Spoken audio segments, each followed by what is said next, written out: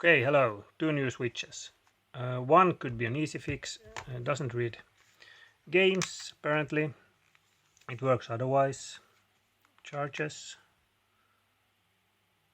Yes, and the USB port is absolutely fine on this one. Game card into it. And yeah.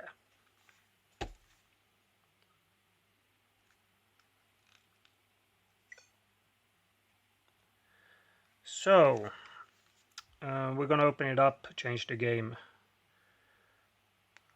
device or the game port structure here and see if it works. Could be something else too. I have tried repeatedly to put it in and it won't read it anyway, so it's another problem. But this could be easy. We'll see. Well, the other one, this is number 11, yeah, and this I named number 10. So this one has some other issues, and if we try to charge it, it goes between 70 and 100 milliamps, and yeah, that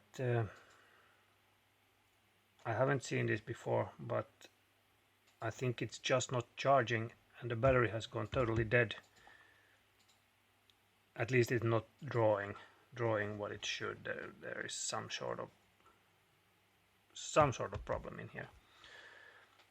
So yeah, we're gonna have to open this up and have a look inside. Well, I don't know which one we're gonna start with, but we start with one of these. Maybe we start with this number 10 and do it in the right order. So I will open this up and then I get back. Okay, so the switch is open now, and yeah, it has been cut here, so it has been the heat shield or this heat sink has been removed. I removed the battery and now I'm going to hook up a working battery and then we'll see what happens. So let's do that.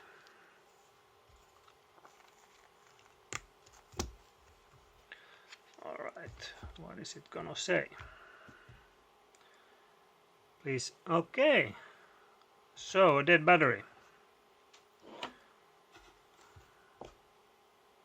Oh, that took a long. Seha produce. So produce an error 210100. I think this was the same that I just had. I have to check this up, and I think this was the same error that I had before, actually. Which is good, because then it's the M92 chip. I have to look that up. Okay, so it's the same error as I had in the earlier switch, is the M92 problem. And yeah, here is translation of what it says, and yeah, we're going to look a little bit closer around the M92 chip and see if we can find some shorts around the caps. Okay, so checking the caps around the chip reveals this one cap again here. It has a short on one side, of course, that is ground, and the other one is 32 ohms. Now, here you can see the picture which cap it is, and well, it shouldn't be shorted, or it should not have that value. So we have a problem with the M92 chip or something around it. And if we look closer, I don't know if you can see it here, but I will show a microscopic picture, but we have water damage or something strange here around this battery charging chip here, and that could be causing this. So we're gonna have to address this first before we even touch the M92 chip, because this could be totally fine.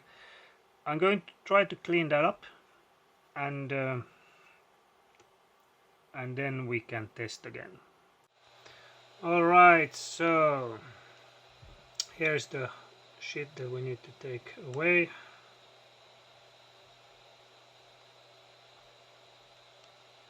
And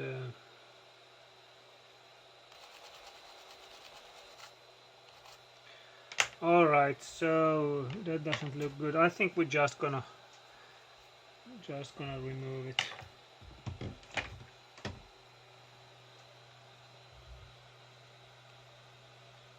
Yeah, there can be whatever underneath there, and let's remove the chip. Yes.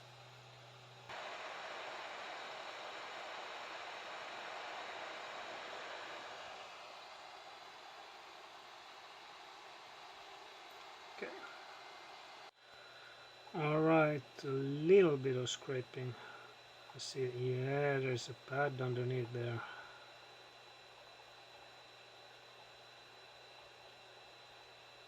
That's where we need to solder. Alright, so I removed the BQ chip and checked the short, and the short is still there. So this chip has had no effect on that, but that definitely had to come off anyway. So, but now we're gonna remove this, check if the short is gone, and if it is, we put a new M92 chip on.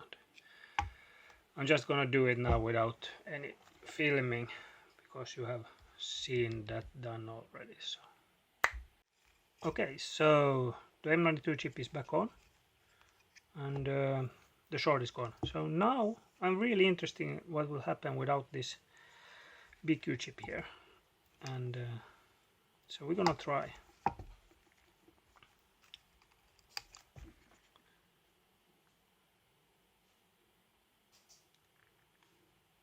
Oh, 0.00, that's not good.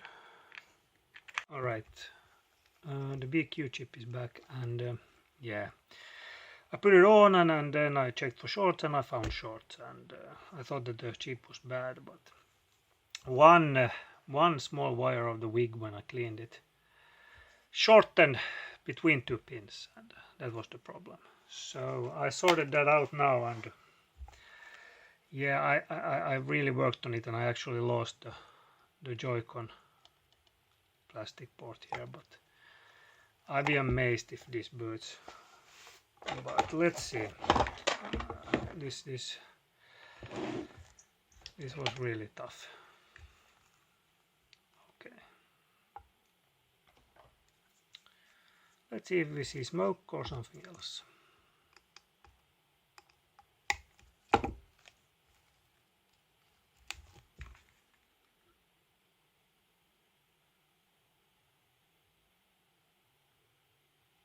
Nothing.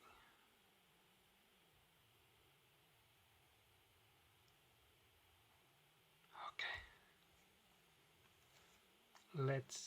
I'm going to have to check around the M92 chip, because that chip actually could be bad. I think I'm gonna have to maybe change that.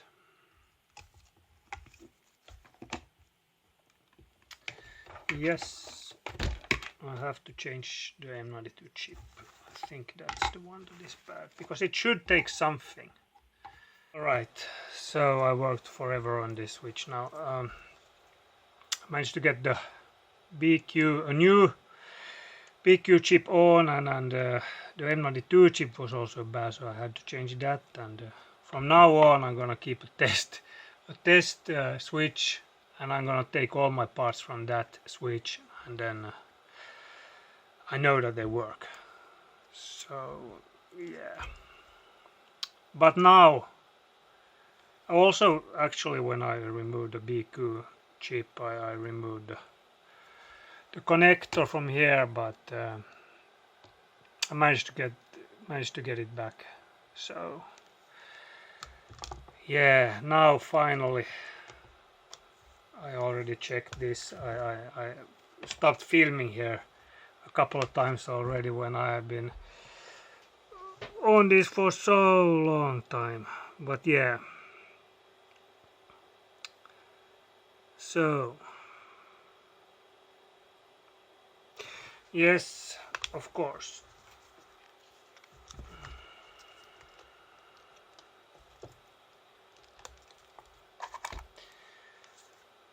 A full battery.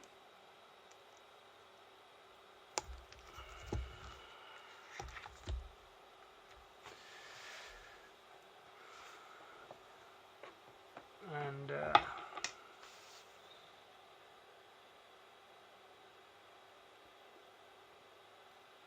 so yeah, it boots now.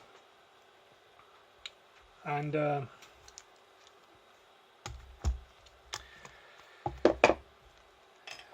was about time. But we still have one problem here. And okay, so here in the corner where there was heat resistant tape, actually the Joy-Con connector is also broken.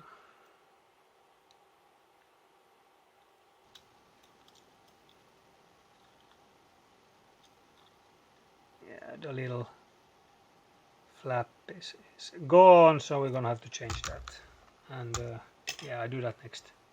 Okay, so I have everything hooked up now to test it a little bit further before we put this together. And touchscreen seems to work fine, and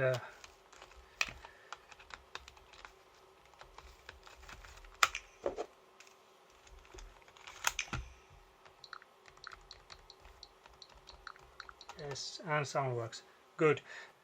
It's not charging, and on the repair wiki I will put link underneath. There is the charging symbol. We can see that, but it's not charging. It just says that you should check M92 or the display chip or the BQ chip. Well, we already changed to M92 and the BQ chip, so I guess it's the display chip then. Also, this doesn't dock, so that would be an indication also that the display chip is bad. So let's change that, and hopefully that will fix this problem that it's not charging. So let's change the display chip. Okay, so the display chip is changed also. So now I changed the BQ chip probably twice, M92 twice, and the display chip once. It does dock, yes, that works. And now I left it for a couple of days. I got so tired of this switch, and now when I come back, the percentage has actually gone up on the battery. So it was about 60% and now it shows 82%. That means most likely now, with almost 100%, certainly it has to be the fuel gauge chip on the other side. That its job, if I understand it correctly, is to show the right percentage of how much there is in the battery. That is not working now. This is actually quite a good information source. If you don't know really what is going on, just leave it. Check a couple of days later that is the battery going up or down. If it goes up, it has to be that chip. Also, that chip is not working. So we're gonna change that chip, and that has to help fixing this switch. So that's next. Let's do that now. All right. So the fuel gauge chip here is now changed, and surely it has to be it. This has to be it now. So what do we want to see? Well, it booted before, but then it dropped to 0 after going to 0.41. So we want it to go to over 1 amp, so it starts to fast charge. Alright, it turns on, good. 0.41. And come on.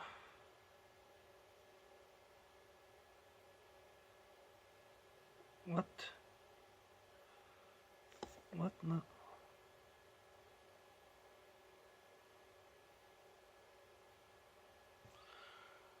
0.41. But did it start at all?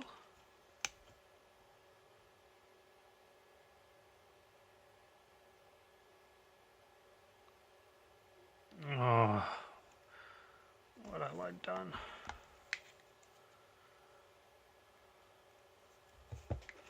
Have I forgot something?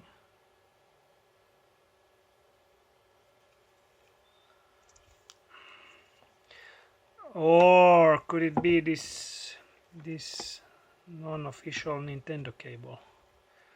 Let's try it both ways and see.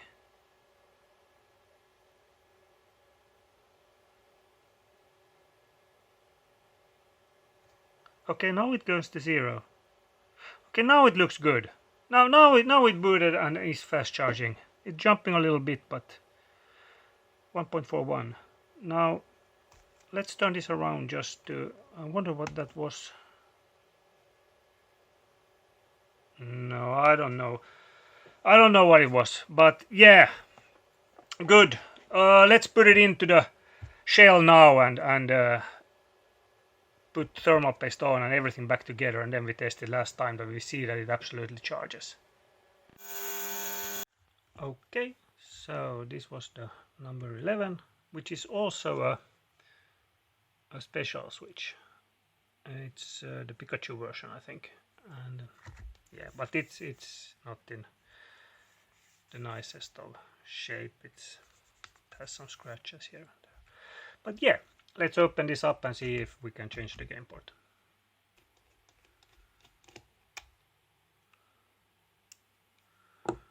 Alright, so let's see.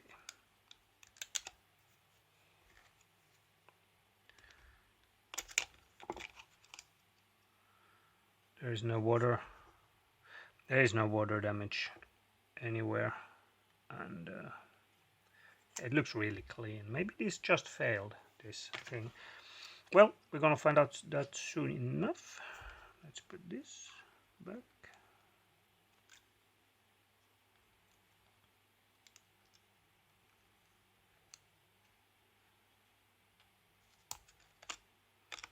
Okay.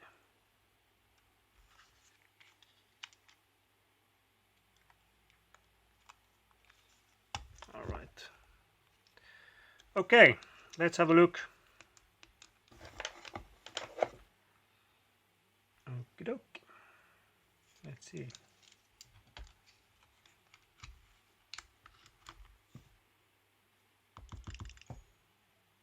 Yeah, it works. Okay, so I just noticed something.